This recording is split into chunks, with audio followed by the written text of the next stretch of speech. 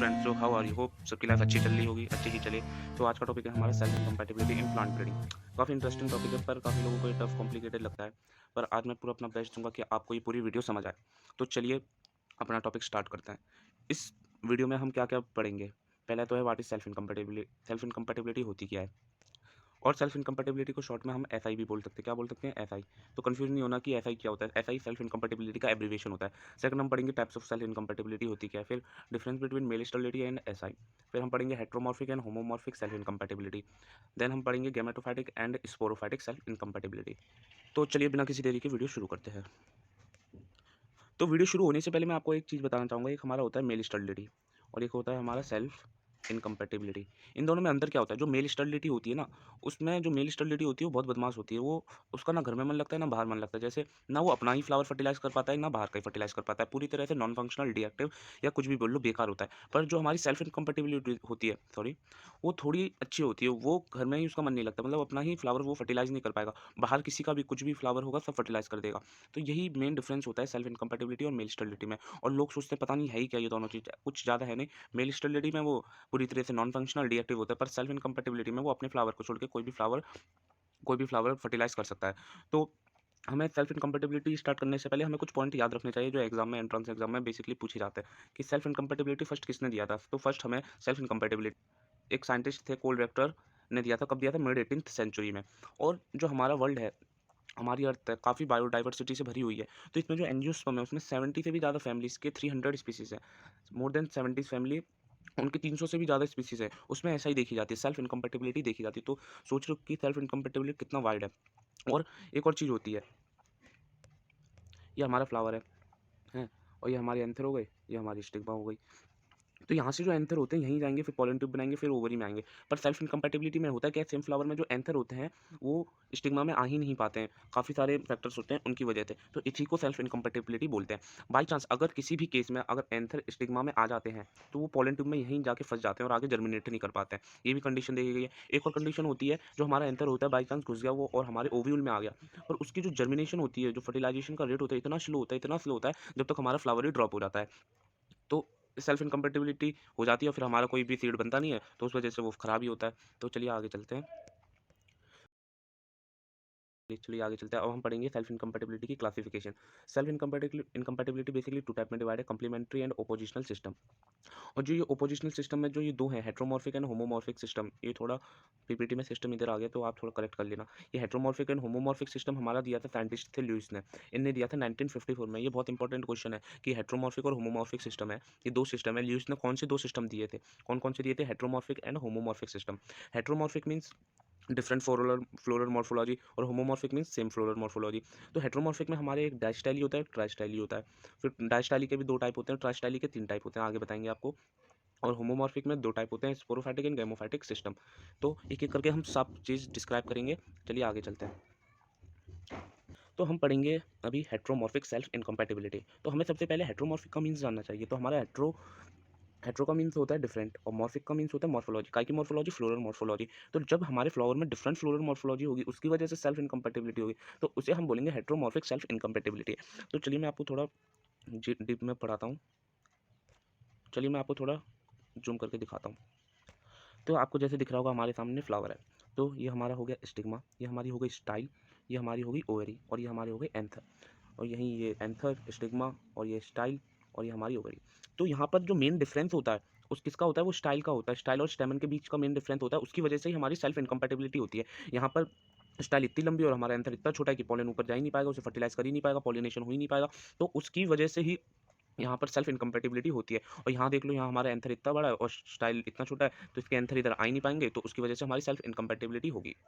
तो यहाँ पर मेन डिफरेंस किसका होता है? स्टाइल और स्टेमन का होता है। उनकी वजह से ही सेल्फ इनकम्पैटिबिलिटी होती है। यहाँ पर कोई जीन रिस्पॉन्सिबल नहीं है सेल्फ इनकम्पैटिबिलिटी के लिए, फिजियोलॉजिकल रिएक्शन रिस्पॉन्सिबल नहीं है। यहाँ क्या रिस्पॉन्सिबल है? यहाँ स्टाइल और स्टेमन का डिफरेंस ही रिस्पॉन्सिबल है सेल्फ इनकम्पैटिबिलिटी के लिए। और यहाँ पर जो फ्लोरल मॉर्फोलॉजी है, यहाँ पर भी देखिए साइड में, जो फ्लोरल मॉर्फोलॉजी है वही हमारी रिस्पॉन्सिबल है सेल्फ इनकम्पैटिबिलिटी के लिए। और क्वेश्चन आ जाता है कि हेटेरोमॉर्फिक की कंडीशन क्या है, कब होती है हेटेरोमॉर्फिक? तो आपको सीधा सीधा लिख देना है, जब डिफरेंट फ्लोरल मॉर्फोलॉजी होगी फ्लावर में, जब ही हमारा सेल्फ इनकम्पैटिबिलिटी होगी हेटेरोमॉर्फिक वाली। ठीक है, चलिए आगे चलते हैं। तो जो हमारी हेटेरोमॉर्फिक होती है वो 2 टाइप्स की होती है, एक डायस्टाइली एंड ट्राइस्टाइली। डायस्टाइली क्या होता है? डायस्टाइली में भी 2 टाइप होती है, long and short. Long and short कुछ नहीं है, ये वाली हमारी लॉन्ग हो गई क्योंकि इसमें लॉन्ग स्टाइल है ये, और ये वाली हमारी शॉर्ट हो गई क्योंकि इसमें हमारी शॉर्ट स्टाइल है। और सबसे इंपॉर्टेंट क्वेश्चन आता है इसमें एग्जाम्पल। एग्जाम्पल आपको याद रखने हैं डायस्टाइली के, कि कौन से फ्लावर में, कौन से प्लांट में ये होता है। तो ये होता है हमारी फैमिली प्रिमुलेसी में। कौन सी फैमिली में? फैमिली प्रिमुलेसी में। और प्रिमुलेसी के कौन से प्लांट में? प्रिमुला प्लांट में। कौन से प्लांट में? प्रिमुला प्लांट के पिन एंड थ्रम में देखा जाता है। और आप पूछोगे पिन एंड थ्रम क्या है? पिन एंड थ्रम कुछ नहीं है। पिन ये वाला है जिसमें हमारी लॉन्ग स्टाइल होती है और हमारे शॉर्ट एंथर होते हैं। और थ्रम कौन सा? थ्रम ये है जिसमें हमारी शॉर्ट स्टाइल होती है और लॉन्ग एंथर होता है। तो ये कौन सी फैमिली में देखे जाते हैं? ये हमारे प्रिमुलेसी फैमिली के प्रिमुला प्लांट में देखे जाते हैं। ये बहुत इंपॉर्टेंट क्वेश्चन है, आपको याद रखना पड़ेगा, ये प्रिमुलेसी एंड प्रिमुला। और पिन टाइप में क्या होता है? लॉन्ग स्टाइल होती है हमारी, थ्रम टाइप में हमारा शॉर्ट स्टाइल होती है। तो चलिए, अब हमें बताना है कि कौन सा फ्लावर कंपैटिबल है। कंपैटिबल बोलिए तो किसमें पॉलिनेशन होगा। तो चलिए यहाँ आते हैं। तो हम अगर पिन इंटू पिन का क्रॉस कराएंगे, ये हो गया हमारा पिन, और इस इंटू पिन का क्रॉस कराएंगे तो हमें कैसा फ्लावर मिलेगा? इनकम्पैटिबल। ये तो वही बात हो गई कि दुल्हन लिया इतनी लंबी और दूल्हा लिया इतना छोटा, तो मैच होगा? नहीं होगा। तो इसलिए ये इनकम्पैटिबल है। और फिर हम सेकंड क्रॉस कराते हैं, थ्रम इंटू थ्रम। इसमें ये हो गई, दुल्हन लिया इतनी छोटी और दूल्हा लिया इतना लंबा, तब भी इनकम्पैटिबल है।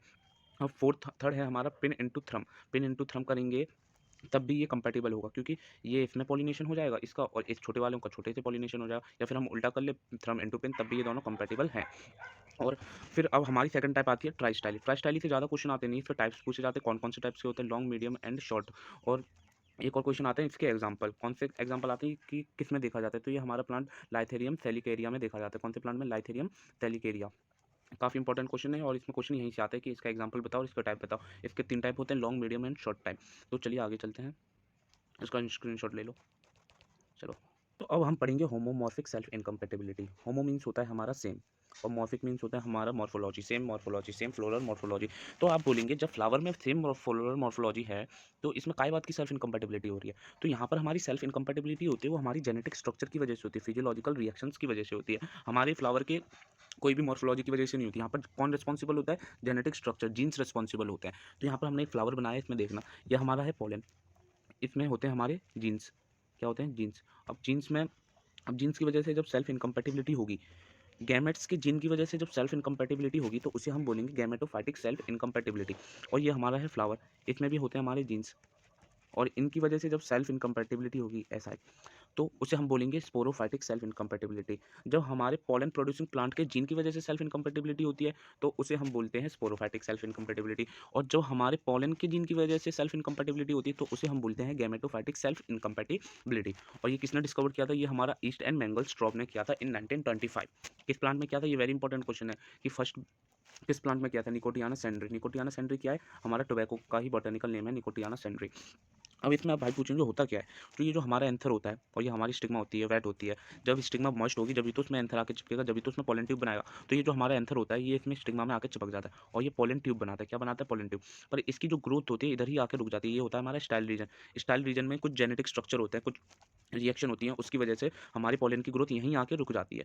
तो इसकी वजह से भी सेल्फ इनकम्पैटिबिलिटी हो जाती है। फिर मान लो अगर ये थोड़ा ओवरी में आ गया, पर इसकी यहाँ पर ओवरी में भी आके फिर ग्रोथ रुक जाती है, वही जेनेटिक स्ट्रक्चर फिजियोलॉजिकल रिएक्शन की वजह से। तो फिर हमें सेल्फ इनकम्पैटिबिलिटी यहाँ पर देखी जाती है।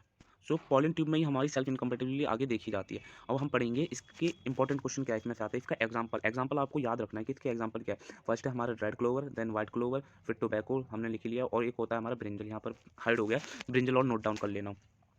इसमें बेसिकली 3 टाइप की पॉलिनेशन देखी जाती है। कैसे देखी जाती है मैं बता रहा हूँ। और एक और बात याद, जो ये हमारा होमोमॉर्फिक सेल्फ इनकम्पैटिबिलिटी होती है किसकी वजह से होती है? हमारी जीन्स की वजह से होती है।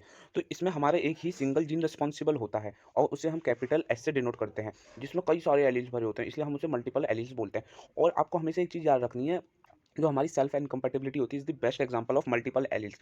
प्लांट में मल्टीपल एलील्स सिर्फ सेल्फ इनकम्पैटिबिलिटी में देखी जाती है। वैसे एक जीन में है 2 ही एलील्स होते हैं। कितने एलील्स होते हैं? 2 ही एलील्स होते हैं। पर अगर किसी जीन में बहुत सारे एलील्स देखे जाए तो उस कंडीशन को हम मल्टीपल एलील बोलेंगे, और ये हमारी सेल्फ इनकम्पैटिबिलिटी में दिखती है। आगे हम इसे डिटेल में पढ़ाएंगे, पर अभी आपको बस यही जानना जरूरी है कि सेल्फ इनकम्पैटिबिलिटी में मल्टीपल एलील्स दिखती है। तो यहाँ पर एक ही जीन रिस्पॉन्सिबल है, उसे हम कैपिटल एस से डिनोट करेंगे। अभी गैमेटोफाइटिक सेल्फ इनकम्पैटिबिलिटी में होता क्या है? जो ये हमारा एस है, हमने यहाँ लिख लिया है, जो ये हमारा एस है, ये कैसा है? Multiple alleles. अब इसमें होता है cross, S1 and S2 cross होता है, S1 एंड S2। अब ये क्या है? सेम जीन है, सेम जीन मतलब सेम फ्लावर है। अब सेम फ्लावर में सेल्फ इनकम्पैटिबिलिटी तो होगी, तो ये कैसे होंगे फ्लावर? इनकम्पैटिबल होंगे, इनका कोई मैच नहीं है। तो ये इनकम्पैटिबल है। सेकंड हमारा, और ये एक 3 टाइप का पॉलिनेशन है, इसमें 3 तरह की पॉलिनेशन होती हैं। सेकंड है हमारा S1 S2 cross S1 S3। तो ये S1 और S3 ये अलग हैं, ये आधे अलग हैं इसमें और आधे अलग हैं। तो ये कैसा होगा, इसमें 50% हमारे अलग जीन है, तो ये कैसा होगा, हमारा हाफ कंपैटिबल होगा। कैसा कंपैटिबल होगा, ये ऐसा हमारा हाफ कंपैटिबल होगा। थर्ड हमारा S1 S2 और S3 S4, दोनों ही अलग जीन है, मतलब डिफरेंट फ्लावर, ये भी अलग फ्लावर, ये भी अलग फ्लावर, तो इसमें पॉलिनेशन होगी, तो ये कैसे होंगे, कंपैटिबल। तो हमें कंपैटिबल के लिए दोनों ही अलग फ्लावर चाहिए, जब ही हमारा पॉलिनेशन होगा। अब चलिए आगे बढ़ते हैं, स्पोरोफाइटिक सेल्फ इनकम्पैटिबिलिटी। इसमें मैंने बताया था फ्लावर के जीन की वजह से जब इनकम्पैटिबिलिटी होती है, उसे हम बोलते हैं स्पोरोफाइटिक सेल्फ इनकम्पैटिबिलिटी। और इसे फर्स्ट ह्यूग्स एंड बैबकॉक ने 1950 में दिया था, प्लांट सेरपिस फर्टिडा। किस प्लांट में दिया था, सेरपिस फर्टिडा।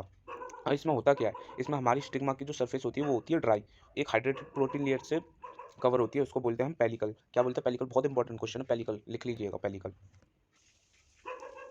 तो होता क्या है, जो हमारा जो पॉलन ग्रेन होते हैं वो स्टिग्मा पे आते हैं। स्टिग्मा की हमारी सरफेस कैसी है, हमारी स्टिग्मा की सरफेस है ड्राई, तो पॉलन हमारे यहीं से गिर जाएंगे या उड़ जाएंगे, और वो हमारे पॉलन ट्यूब नहीं बना पाएंगे। पॉलन ट्यूब नहीं बनाएंगे, फर्टिलाइजेशन नहीं होगा, आगे का कोई प्रोसेस होगा ही नहीं, जिसकी वजह से सेल्फ इनकम्पेटिबिलिटी हो जाती है। पर जो हमारा गैमेटोफाइटिक था, उसमें जो हमारा पॉलन था वो अंदर आके पॉलन ट्यूब बनाता है यहाँ, और यहाँ आके उसका स्टाइल रीजन पर रुक जाता है। पर स्पोरोफाइटिक में पॉलन ट्यूब बनता ही नहीं, उससे पहले ही वो गिर जाता है। बस यही अंतर है दोनों में, उसमें वो पॉलन ट्यूब बनाता है और स्पोरोफाइटिक में पॉलन ट्यूब नहीं बनाता। और इसके मोस्ट इंपॉर्टेंट क्वेश्चन आते हैं इसके एग्जांपल। इसके एग्जांपल है हमारे रेडिश, कैबेज एंड कॉलीफ्लावर। ये 3 एग्जांपल हैं, आपको अच्छी तरह याद रखना है कि स्पोरोफाइटिक सेल्फ इनकम्पैटिबिलिटी के एग्जांपल बताइए, तो आराम से लिख के आ सकते हो, रैबिट, कैबेज एंड कॉलीफ्लावर। एक टर्म आता है सूडो फर्टिलिटी। अब सूडो फर्टिलिटी आप बोलेंगे होता क्या है, कुछ नहीं होता, ये सेल्फ इनकम्पैटिबिलिटी का एक टेम्परेरी सेपरेशन होता है, temporary separation of self incompatibility. इसमें हम जो सेल्फ इनकम्पैटिबिलिटी होती है उसको कुछ टाइम के लिए रिड्यूस कर देते हैं।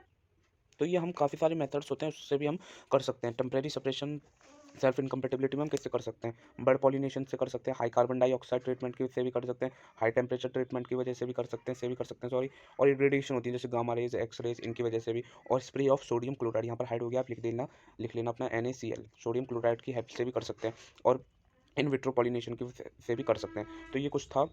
Thank you, have a good day. अब कुछ भी डाउट हो तो मुझसे पूछ लेना, नीचे मेरी इंस्टाग्राम ID है।